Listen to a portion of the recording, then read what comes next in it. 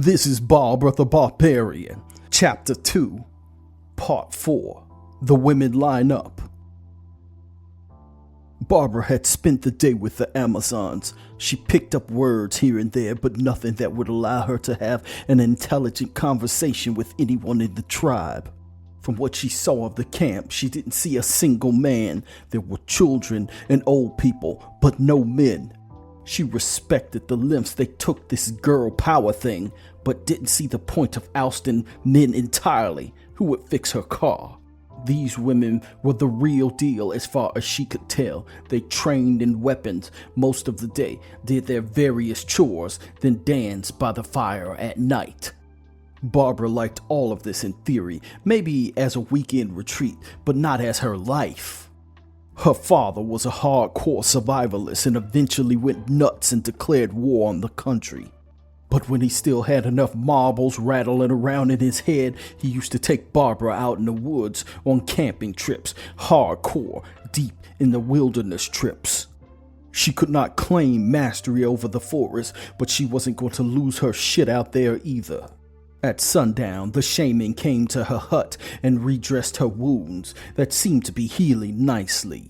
The old woman spoke to her for a while very slowly, as if she hoped that Barbara would soak up some of the meaning.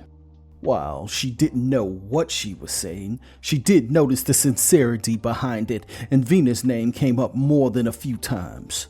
If she were to guess, it had something to do with Vina. The way the older woman stood up for her at the gathering, they must have been something to each other. Barbara nodded politely and tried to smile when she smiled. Most of her talk just sounded like blah blah blah. She went to sleep, taking each day as its own little adventure. When Barbara woke, she saw Vina standing at her tent flap, holding it open, speaking to her. Barbara pushed aside her animal skin blanket and rose. To her surprise, the pain in her gut was much less than it was the day before. She noticed that there were new clothes laid out for her that actually would cover her completely. Barbara didn't hesitate to put that on. Stepping outside, the sun was new and virgining. All the women that stood up and at the assembly the day before were gathered outside of her tent with traveling gear. Each woman had more clothes on than they usually tended to wear and packs on their backs. Vina handed Barbara a pack. She inspected it and was surprised to see that this pack seemed new. Not new as if it was a freshly killed animal skin, but a pack that looked as if she could have bought it from a camp and supply store. Barbara smiled. Maybe there was civilization close and they were going to take her there. The bag was very nice, but she couldn't find a label that she recognized, so it gave her no clue as to what part of the world she could possibly be in. Vina said something to Barbara to get her attention. There were 4 women standing before her who stood up straighter when Vina spoke. They began introducing themselves, one at a time. Some seemed to throw in some sort of extra beyond a name, but Barbara didn't get any of that. There was a short woman with the red tiger stripes on the side of her face, and a stripe that passed over both eyes like some sort of avant-garde eyeshadow. She didn't wield a spear, but she had 2 knives on her hip with a modern holster. Both were big knives that you could easily skin animals with.